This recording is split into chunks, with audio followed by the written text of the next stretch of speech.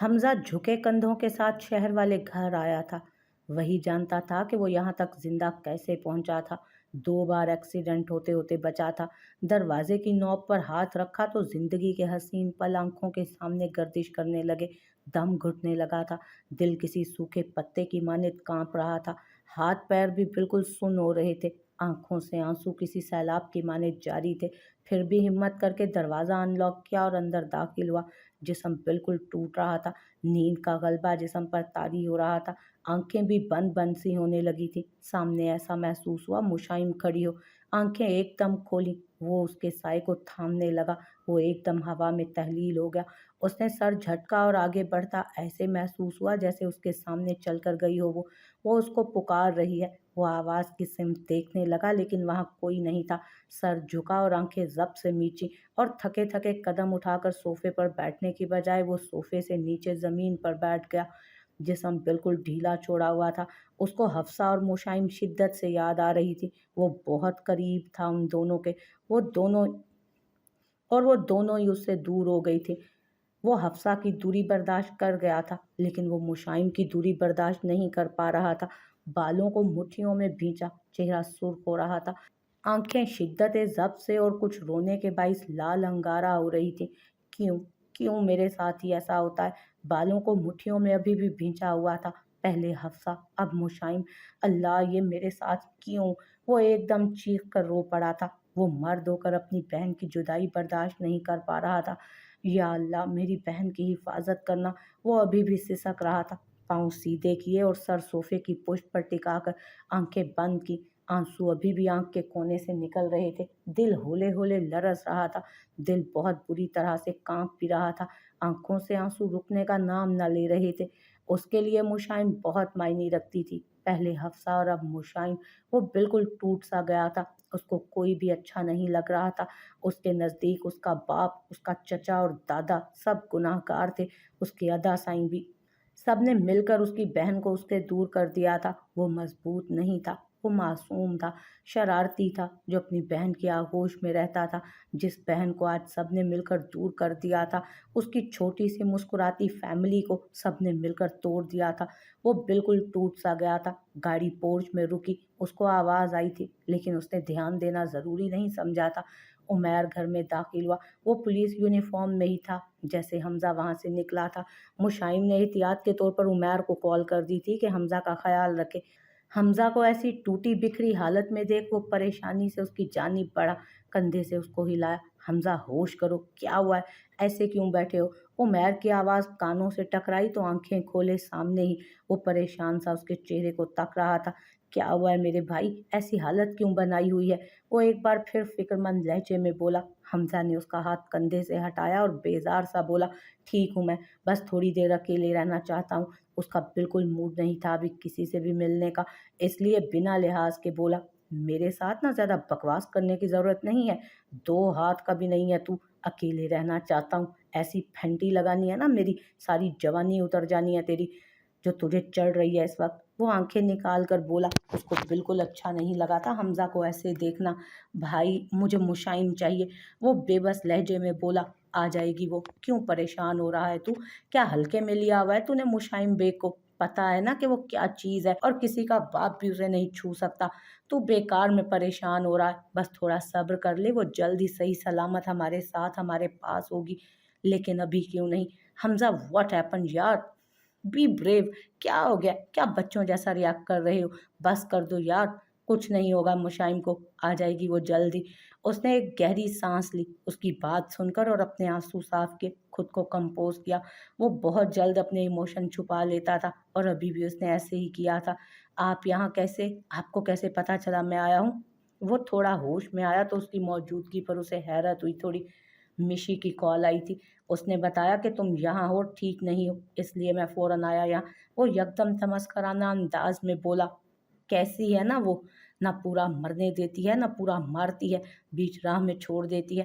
کیا مطلب؟ عمیر ناسمجھی سے بولا۔ آپ نہیں سمجھیں گے، وہ ہلکی مسکراہٹ سے نفی میں سر ہلاتے بولا، لیکن برو، میں سمجھنا چاہتا ہوں۔ وہ سامنے صوفے پر بیٹھتے ہوئے بولا، آپ کیا کریں گے؟ یہیں رہنے کا ارادہ ہے جو آپ جانے کی بجائے ٹانگ پر ٹانگ چڑھا کر میرے معصوم صوفے پر بیٹھ رہے ہیں؟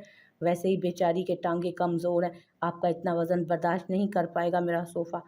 ब्रो, आप हमारे हाथों से मार खाना चाह रहे हैं और आप यहाँ आपको कोई बचा भी नहीं पाएगा अगर हमारे हत्थे चढ़ गए ना आप आज। वैसे एक सेकंड, तेरी इस बात में दम है यार, आइडिया बुरा नहीं है यहाँ रहने का, मेरा इरादा बन रहा है। जब वो मैडम होती थी तो मैं यहाँ रह नहीं सकता था, लेकिन अब तो मैं यहीं रहूँगा। अच्छा है, मेरा किराए का खर्चा तो बचेगा, काफ़ी अच्छा है तुम्हारा घर। नो, नो, बिल्कुल नहीं, आप रहें अपने उस पिंजरे जितने घर में। यानी गज़ब खुदा का, कितनी गंदी आँखें हैं आपकी, खाली घर देखा नहीं कब्ज़ा जमाने आ गए, यहाँ तो मैं अकेला ही रहूँगा। वो खुद को कंपोज़ कर रहा था, वो मुशाइम की बात पर अमल कर रहा था, उसको चट्टान जैसा मज़बूत बनना था, गीली रेत जैसा नहीं जो आसानी से कोई भी मसल डाले। इसलिए उसने खुद को काफ़ी हद तक सँभाल भी लिया था। यार कैसा इंसान है, ज़ालिम, मुझे यहाँ नहीं रख सकता साले, ऐसा केस ठोकूँगा ना तुझ पर, अंदर कर दूँगा, सारी अकड़ निकल जाएगी। खुद मिन्नत करेगा भाई आप यहाँ रह लो, मैं आपके घर में रह लेता हूँ, जो तुम्हारी नज़र में पिंजरे जितना है। अरे जा, जा, बहुत देखे हैं आप जैसे, मैं किसी से नहीं डरता। आए बड़े, वैसे चाय पिएँगे? उठते हुए बोला। सर अगर आप पिलाएँगे तो हम ज़रूर पिएँगे। चले मैं आपके लिए और अपने लिए एक-एक कप चाय का लेकर आता हूँ। फिर वो बोलकर किचन की जानिब बढ़ा। उमैर ने फ़ोन किया था और मैसेज पर मुशाइम को ओके की रिपोर्ट देने लगा।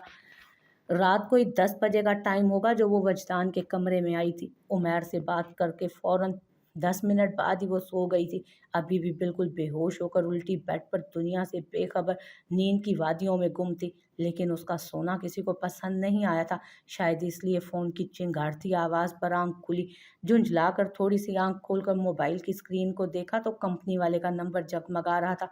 उफ़ अल्लाह! अब इनको क्या प्रॉब्लम है?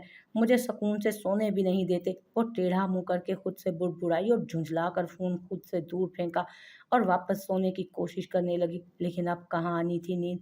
उसकी नींद बहुत कच्ची थी। एक दफ़ा आँख हल्की आहट पर भी खुल जाती तो दोबारा नहीं लगती थी। उकता कर उठी और गुस्से में बैठी। यार सारी नींद का बेड़ा गर्क करके रख दिया। बालों को जूड़े की शक्ल में दिया और दुपट्टा शानों पर फैलाया। निगाह घड़ी की जानिब गई तो फ़ौरन परेशान हुई। अपना पर्स ढूँढने लगी जो उसको ज़्यादा मेहनत के बगैर ही बेड के पास मिल गया। उसको उठाकर देखा तो अंदर ही दवाई थी। दवाई हाथ में ली। पहले 10 मिनट तो वो सोचती रही कि नीचे जाए या नहीं, लेकिन फिर हिम्मत करके उठी और चप्पल पहनकर बाहर की जानिब आई। सीढ़ियों की रीलिंग से नीचे झाँक कर देखा, सब डाइनिंग टेबल पर खामोशी से खाना खाने में मगन थे। उसने एक गहरी सांस ली, खुद को मज़ीद कंपोज़ किया और दुपट्टा सर पर रखकर नीचे डाइनिंग एरिया की जानिब बढ़ी। उसके कदमों की आहट से तकरीबन सबने ही सर उठाकर मुशाइम को देखा, जो संजीदा चेहरे के साथ डाइनिंग की तरफ बढ़ रही थी। वहाँ तकरीबन सभी घर के अफराद मौजूद थे। आज तो सहर का भी इज़ाफ़ा था। बस वजदान, फुप्पो, नूरे और आर्यान नहीं थे वहाँ। हफ्सा भी बुर्राक के साथ ही बैठी थी। वो जानकर आज खाना खाने उनके साथ ही बैठी थी। उसको कहीं न कहीं अंदाज़ा था कि मुशाइम आएगी। अस्सलामुअलैकुम। उसने डाइनिंग के करीब पहुँचते ही बाआवाज़े बुलंद सलाम किया। सगीर शाह ने निगाह उठाकर उसकी जानिब देखा। किसी ने उसके सलाम का जवाब नहीं दिया था। उसको बिल्कुल पसंद नहीं आया उनका ये अमल। वो फ़ौरन बोली, अगर कोई आप पर सलामती भेजता है तो सामने वाले का भी फ़र्ज़ बनता है कि वो उसको सलाम का जवाब दे, क्योंकि मैं भी मुसलमान हूँ और आप सब भी, तो कम अज़ कम सलाम का जवाब तो आप दे ही सकते हैं ना। वो बिल्कुल सपाट अंदाज में बोली। बुर्राक ने सबकी जानिब एक नज़र देखा और नफ़ी में सर हिलाकर मुशाइम को जवाब दिया, वालेकुम अस्सलाम। हफ्सा हल्की सी आवाज़ में बुड़बुड़ाई, शुक्र है किसी को तो ख़याल आया। बुर्राक ने आंखें छोटी करके उसको घूरा। मुशाइम सगीर शाह की जानिब वापस मुतवज्जो हुई। सर मुझे खाना चाहिए। उसने सगीर शाह की जानिब देखा और बिना घबराए सीधा सीधा कहा। सगीर शाह के माथे पर अनगिनत बल पड़े और ताइश में बोले, लड़की तुम्हारी हिम्मत कैसे हुई यहाँ आने की और हमसे मुखातिब होने की? वो अपनी गरजदार आवाज़ में बोले, सर चल कर आई हूँ। वो बिल्कुल स्पाट अंदाज में बोली। सबका मुंह एक साथ खुला उसके जवाब पर। सहर ने भी हैरत से उसकी जानिब देखा। तमीज़ से बात करो। नगीना बेगम एकदम धाड़ी थी। आराम से आंटी, मैंने किसी का सर नहीं फाड़ा। लहजा बिल्कुल स्पार्ट था। इसलिए आप भी कॉम डाउन हो जाए मिस्टर सगीर शाह। मैं एक डायबिटिक पेशेंट हूँ। मुझे खाने के फ़ौरन बाद दवाई लेनी होती है, वरना मेरी शुगर लो हो जाती है। सो प्लीज़ मुझे खाना खाने दें। It's a request.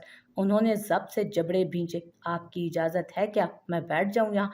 वो मज़ीद बोली। मुस्तजाब, बुराक, मुकर्रम शाह और शिरजील शाह और बाकी सारी ख़वातीन की निगाहें सगीर शाह पड़ी थी।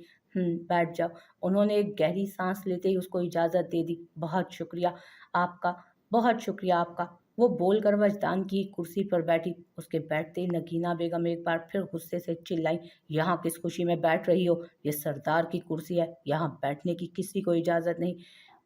वो जो चावल अपनी प्लेट में डालने लगी थी, संजीदा निगाहों से उनकी जानिब देखा और बिल्कुल स्पाट अंदाज में बोली, आपको अंदाज़ा है आंटी कि आप क्या बात कर रही हैं? आपको पता है? हाँ, पता है। उठो यहाँ से और किचन में जाकर जो बच गया वो खाओ।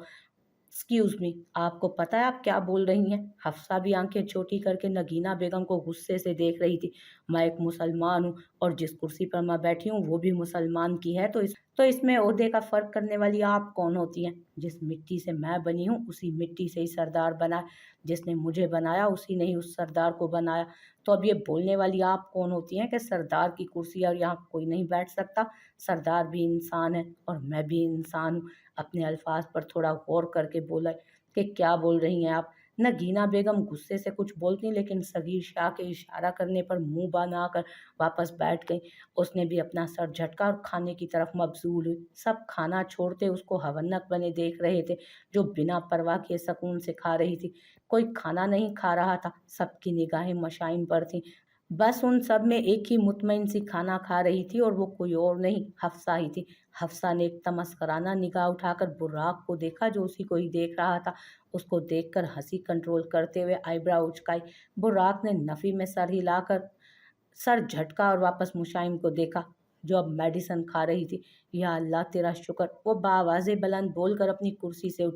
मिस्टर सगीर शाह, अगर आप खाना खा लें तो मुझे अकेले में आपसे बहुत ज़रूरी बात करनी है। प्लीज़ मुझे बुला लीजिएगा। Excuse me everyone. वो बोलकर रुकी नहीं थी, जैसे आई थी वैसे ही ऊपर की जानिब बढ़ गई।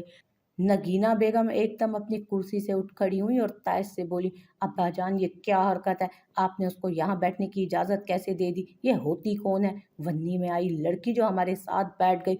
आपको इल्म भी है कि इसने आपकी नवासी पर भी सुबह हाथ उठाया था? हफ्सा के माथे पर बेसाख्ता बल पड़े और चेयर से उठ खड़ी हुई। आंटी जी, पहले नूरे ने आप ऊपर हाथ उठाया था, उसके बाद उनका हाथ उठा था। आप ऐसे नहीं बोल सकते। ए लड़की, तुम तो चुप ही रहो। नीच जात की हो तुम। तुम्हारी इतनी औकात नहीं जो तुम हमारे सामने बैठो, और तुम मेरे सामने बोलने की हिम्मत तो बिल्कुल भी करने की कोशिश ना करना। बेगैरत लड़की। माँ। बुराक एकदम धाड़ा। बीवी है, इज्जत है मेरी, आपको कोई हक नहीं पहुंचता कि आप ऐसी बातें बोले। मेरा नाम जुड़ता है अब इसके नाम के साथ। ये कोई नीच जात की नहीं है, बीवी है मेरी। बुर्राक शाह की बीवी है। किस हैसियत से आप इसको नीच जात का बोल रही हैं? अम्मा, आइंदा ख्याल रखिएगा। हफ्सा आंखें फाड़े उसको देख रही थी। तुम इस लड़की के लिए मुझसे बोलोगे? उस कल की आई लड़की के लिए? वो नफरत भरी निगाहों से हफ्सा को देखते हुए बोली, माँ, मैं किसी के पीछे नहीं बोल रहा हूँ, और ये कोई कल की आई लड़की नहीं, बीवी है मेरी ये। बस मैं इतना ही जानता हूँ, इतना ही बोलूँगा कि अपने अल्फाज पर थोड़ा गौर किया करें, प्लीज़। नगीना बेगम कुछ बोलती, सगीर शाह यकदम खड़े होकर धाड़े, खामोश हो जाओ तुम सब, शर्म आनी चाहिए तुम सबको। मेरे ही सामने खड़े होकर लड़ रहे हो। और तुम बुराक, अपनी बीवी को लेकर जाओ यहाँ से। और तुम नगीना, जाओ अपने कमरे में। वजदान आ जाए फिर देखते हैं इस लड़की के साथ क्या करना है। वो सबको राम करने वाले अंदाज में बोले। हफ्सा जो खामोशी से जा रही थी, मुशाइम के जिक्र पर वापस मुड़ी। अरे अंकल जी, आपने तो अभी इजाज़त दी थी ना उनको खाने की, तो उनका क्या? अब तो सब ठीक है ना? और आप मुझे उनकी बीवी कैसे बोल सकते हैं? मैं तो बांदी हूँ ना। ए चुप कर, जाओ मेरी माँ। बुर्राक ने जल्दी से उसकी कोहनी थामी और खींच कर ऊपर ले गया। सगीर शाह ने एक दुख भरी नज़र मुस्तफ़ा की कुर्सी पर डाली और कुर्ब से आंखें मींची। आज फिर वो उनको शिद्दत से याद आया था। वजदान रात के कोई 12 बजे हवेली में दाखिल हुआ था। अभी भी उसका दिल नहीं था हवेली आने का, लेकिन मजबूरन वापस आ गया था। हवेली में तकरीबन सभी सो चुके थे, सिवाय नगीना बेगम के, जो जाग रही थी और उसका इंतजार बेसब्री से कर रही थी। हवेली के लाउंज में घुप अंधेरा हो रहा था। वो खामोशी से अपने कमरे की जानिब बढ़ने लगा, लेकिन एकदम लाउंज की सारी लाइट्स ऑन हुई। आंखों पर रोशनी पड़ी तो उसने हाथ को आंखों के सामने रखा और सोफे पर नगीना बेगम को बैठे देखा। वजदान ने उनको देखा। जहाँ बेजारी थी वो खत्म हुई और चेहरा सपाट हुआ। वो चलता हुआ उनके करीब आया और सर झुकाकर सलाम लिया। अस्सलामुअलैकुम, आप इस वक्त क्यों जाग रही हैं? वो थोड़ा फिक्रमंदी से बोला। वालेकुम अस्सलाम, तुम्हारे लिए ही जाग रही हूँ। तुम जो गए अब आ रहे हो। पता है ना कितना परेशान रहती हूँ मैं तुम्हारे लिए, और तुम्हें तो अपनी माँ का ख्याल ही नहीं है। वो खड़े होते हुए उसके सर पर हाथ फेरते बोली, मैं बस अकेले रहना चाहता था, इसलिए फार्म हाउस चला गया था। तो तुम अपने दादा को इनकार कर देते कि तुम निकाह नहीं करना चाहते। तुम्हारी तो मंग भी है, फिर भी तुमने हाँ कर दी। उनका लहजा कदरे धीमा था। किससे निकाह करवाते? बुर्राक की शादी हो चुकी है, आर्यान हॉस्पिटल में है, बचा मैं तो मुझसे ही होगी ना। लेकिन फिर भी तुम बोलते तो सही, क्या पता तुम्हारे दादा मान जाते और कोई और हल निकाल लेते। माँ, मैंने बहुत समझाया, लेकिन आप जानती है ना, दादा अपने फैसले के आगे कभी नहीं झुकते। उनका फैसला पत्थर पर लकीर होता है। लेकिन वजदान, याद रखना, वो कभी भी मेरी नूरे की जगह नहीं लेगी। वो उसको याद करवाते हुए बोली, देखा जाएगा नूरे के साथ अब क्या करना है। वजदान, मैं तुम्हें पलटने नहीं दूंगी। तुम्हारी फुप्पो को जुबान दी है मैंने। छोड़ें, ये बताएं बाकी सब सो गए हैं क्या? वो थोड़ा इर्द-गिर्द देखते हुए बोला, हाँ सब सो गए हैं। चलें फिर मैं भी सो जाऊँ और आप भी आराम कर लें। हाँ जाओ, और जिस सौगात को तुम लाए हो ना, उसके भी पर काट दो तो ज़्यादा बेहतर रहेगा। तुम्हारे भाई के कातिल की बहन है वो। माँ बस कर दें प्लीज़, मैं इस वक्त इस टॉपिक पर बात नहीं करना चाहता। वो फ़ौरन हतमन बोला, चेहरा फिर बेजार हुआ था। वजदान, क्या समझ रखा है तुम लोगों ने उस लड़की को? तुम्हारे दादा ने आज उसको हमारे साथ बैठकर खाना खाने की इजाज़त दे दी, और पता है वो तुम्हारी कुर्सी पर बैठी थी, सरदार वजदान शाह की कुर्सी पर। और जब मैंने कहा तो मुझे बताने लगी कि मैं फ़र्क करने वाली होती कौन हूँ, वो भी मुसलमान है और तुम भी। लेकिन तुम कहाँ और वो कहाँ? वो जहरखंद लहजे में बोली।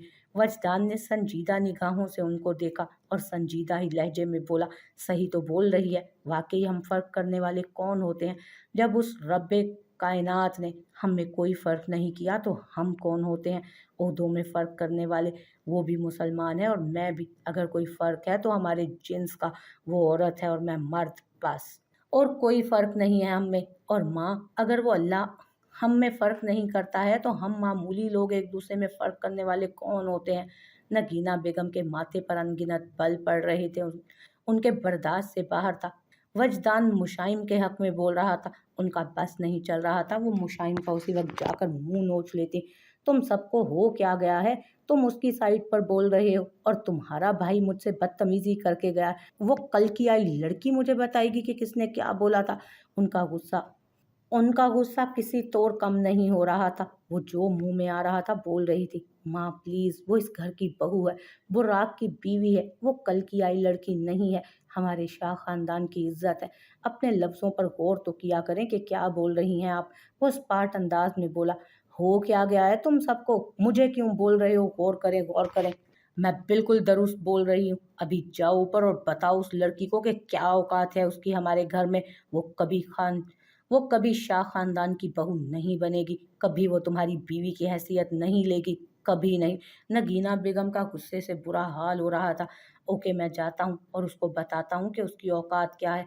उनकी तबीयत खराब ना हो इसलिए बात बनाते हुए वो बोला, और साथ में उनके गिर्द अपने बाजुओं का मजबूत हिसार बनाया। अच्छा, अब आप अपने कमरे में जाकर आराम करें।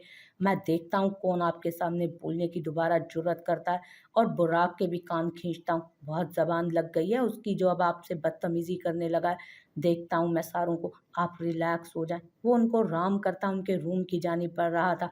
अच्छा, अब आप जाएँ, मैं भी ऊपर जाता हूँ। वो कमरे के करीब पहुँचकर बोला उनके, हाँ तुम जाओ, लेकिन तुम छोड़ना नहीं उसको। वो उसको दोबारा याद दिलाते हुए बोली, हाँ हाँ आप बेफ़िक्र रहें, मैं देखता हूँ उन सबको, आप आराम करें। वो उनको मुतमईन करके ऊपर अपने कमरे की तरफ बढ़ा, जहाँ मुशाइम बेसब्री से उसका इंतज़ार कर रही थी। वजदान अपने कमरे के करीब आया। पहले तो दिल किया एक दफ़ा नॉक कर दे, लेकिन अना आड़े आई कि ये कमरा तो मेरा है, मैं क्यों नॉक करूं। एक गहरी सांस लेकर दरवाजे की नॉब पर हाथ रखा। दरवाज़ा टक की आवाज़ से खुला और वो एंटर हुआ। मुशाइम सोफे पर ही बैठी उसी का इंतज़ार कर रही थी। हाथ में मोबाइल था जिसमें बहुत मसरूफ़ सी कुछ करने में मगन थी। दरवाज़ा खोलने की आवाज़ पर सर घुमाकर दरवाजे की जानिब देखा, जहाँ वजदान संजीदगी से उसी की जानिब देख रहा था। मुशाइम के माथे पर बल पड़े। अपना दुपट्टा ठीक करके वो उसके मद्दे मुकाबिल आई और निहायत गुस्से में बोली, आप में तमीज़ और मैनर्स नहीं है? आपको मालूम है ना कि अंदर एक लड़की मौजूद है? आप दरवाज़ा नॉक करके भी तो आ सकते थे। वो बिल्कुल संजीदा अंदाज में बोली, मैं क्यों करूँ नॉक? ये मेरा कमरा है। क्या मुझे अपने ही कमरे में आने के लिए इजाज़त तुमसे लेनी पड़ेगी? उसको तो पतंगे ही लगे थे उसके लहजे और बात से। मुझसे लेनी पड़ेगी या नहीं, नहीं जानती मैं, लेकिन मैं एक लड़की हूँ। आपको इतना ख़्याल रखना चाहिए कि जहाँ कोई औरत हो, वहाँ बिना इजाज़त के अंदर दाखिल नहीं होते। कम से कम आप नॉक नहीं कर सकते तो गला तो खंकार सकते हैं कि मुझे इल्म हो जाए कि आप अंदर आ रहे हैं। अगर औरत बीवी हो फिर भी, वो तंजिया बोला, मैं आपसे गुजारिश करूंगी सर, मुझसे प्रैक्टिकल होकर आप बात करें। सो प्लीज़ आप यहाँ बैठिए, मुझे आपसे बहुत इम्पोर्टेंट बात करनी है।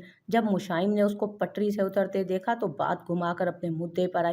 वजदान ने भी बात बढ़ाना मुनासिब नहीं समझा और एक नज़र उसके वजूद पर डालकर सोफे की तरफ बढ़ा। एक पल को उसका दिल चाहा कि हाथ पकड़कर उसे कमरे से निकाल दे, लेकिन उसका लहजा इतना मजबूत था कि वो खामोशी से सोफे पर बैठ गया। उसके बैठते ही मुशाइम भी सामने ही कुर्सी रखकर बैठी और खुद को कंपोज करके संजीदा लहजे में बोली, आप जानते हैं मैं यहाँ किस लिए आई हूँ? जानता हूँ। उसका लहजा हर एहसास से आरी था। नहीं, आप नहीं जानते कि मैं यहाँ क्यों आई हूँ। मुशाइम ने फौरन उसकी नफ़ी की। क्या आप मेरे और मुस्तफ़ा के रिलेशन के बारे में जानते हैं? हाँ, जानता हूँ, दोस्त थे तुम दोनों। बिल्कुल ठीक, लेकिन मुस्तफ़ा मेरे दोस्त से बढ़कर भी था। हमज़ा और मैं उसको अपनी फैमिली जैसा समझते थे। बहुत अच्छे, नहीं मतलब वाक़ई बहुत अच्छे, यानी फैमिली के ही मेंबर को मार दिया। वो मज़ाक उड़ाने वाले अंदाज में बोला, मिस्टर वजदान शाह, आप या मैं जय वारदात पर मौजूद नहीं थे, तो मैं या आप कोई भी नहीं बोल सकता कि हमने मुस्तफ़ा का कत्ल किया है। मुशाइम का लहजा एकदम सख्त हुआ। वजदान उसके लहजे से सीधा होकर बैठा। मेरे सामने इस टोन में बात करने से परहेज करना, वो तंबीह करता बोला। मैंने भी आपसे कहा था सर, बी प्रैक्टिकल। प्रैक्टिकल होकर आप बात सुन लें और कर भी लें। अभी हम दोनों सारे मामलात सुलझाएंगे, ज़्यादा सही रहेगा। वजदान ने जबड़े भींचे और चेहरे का रुख भी मोड़ा। देखें, मैंने आपके फैसलों के बारे में बहुत सुना है कि आप कभी किसी के साथ बुरा नहीं करते, बिना सबूत और गवाह के कोई फैसला नहीं देते, हर मसले को पर्सनल लेवल पर सुलझाते हैं। इसलिए इस मसले को भी इमोशनल होकर नहीं, संजीदा होकर सॉल्व करें। मैं मानती हूँ इस घर के लिए मुस्तफ़ा क्या मायने रखता था, सबसे ज़्यादा आपके लिए, लेकिन मैं एक बार फिर बोल रही हूँ, अगर आप प्रैक्टिकल होकर सारे मामलात पर नज़र-ए-षानी करोगे तभी कोई हल निकाल कर सामने आएगा हमारे। वजदान ने गर्दन घुमाकर उसकी जानिब देखा और संजीदगी से बोला, तुम्हारी बात का मुझे इतना सा भी मतलब समझ नहीं आ रहा। बोलो क्या बोलना चाह रही हो। जो बात है साफ साफ और सीधी सीधी करो। मेरा सर वैसे ही दर्द से फट रहा है। मुझे तुमसे कोई मोहब्बत नहीं जो मैं तुम्हारी बातें यहाँ बैठकर सुन रहा हूँ। मैं एक प्रोफेशनल इंसान हूँ और तुम भी प्रोफेशनल तरीके से बात कर रही हो, इसलिए दिल कह रहा है कि तुम्हारी बात सुन लूँ। जो बात करनी है ज़रा जल्दी करो, सोना है मुझे। मैं मुस्तफ़ा का केस रीओपन करना चाहती हूँ। मतलब? उसने उसकी बात सुनकर हैरत से कहा, मेरी बात का मतलब ये है कि मैं मुस्तफ़ा का केस दोबारा खोलना चाहती हूँ और असली गुनाहगार को पकड़ना चाहती हूँ। वजदान यकदम तैश में आया, मेरे सामने इस किस्म की बकवास से परहेज़ करना। जानता हूँ तुम एक वकील हो, लेकिन अपनी हद में रहना। जो सलूक वन्नी के साथ होता है ना मिस मुशाइम बेग, तुम्हारे साथ भी हो सकता है। अभी जो तुम यहाँ कुर्सी पर बैठी हो ना, 2 मिनट लगेंगे मुझे तुम्हें यहाँ अपने कदमों में बिठाने में। आई समझ? इंसान की बच्ची बनो और मेरे सामने ज़्यादा होशियारी करने की ज़रूरत नहीं है।